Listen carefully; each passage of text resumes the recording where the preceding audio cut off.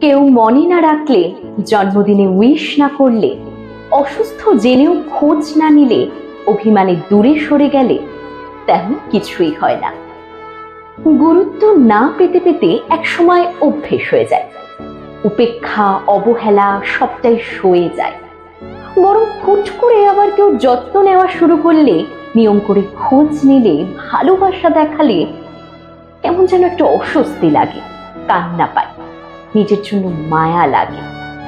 দীর্ঘদিনের অবহেলার ভারে আফসোসটা দ্বিগুণ হয়ে যায়।